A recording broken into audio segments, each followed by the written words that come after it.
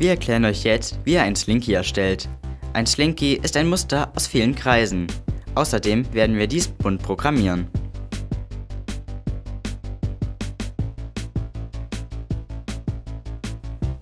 Als erstes könnt ihr den Befehl setSpeed machen. Dann wird die Schildkröte schneller und damit dauern die Befehle nicht so lange.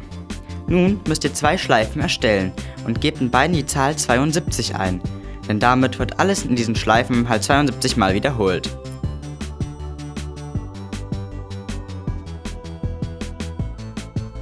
Nun müsst ihr Turtle set pen color i, Turtle forward 5 und dann Turtle left on 5 eingeben.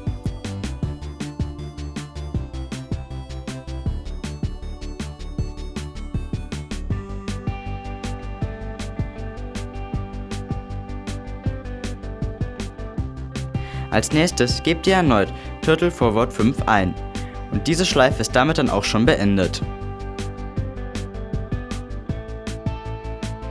In der zweiten Schleife gebt ihr erneut Turtle forward 5 und dann Turtle left on turn 5 ein. Jetzt müsst ihr nur noch auf Start klicken und wenn ihr wollt, könnt ihr die Schildkröte dann auch noch ganz nach Belieben ausblenden.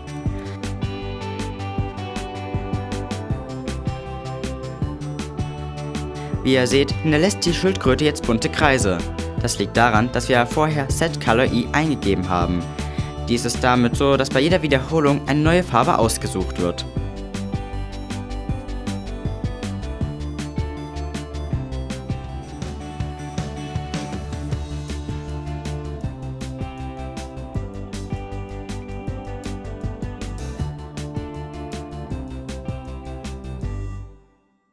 Und dies ist jetzt das fertige Muster.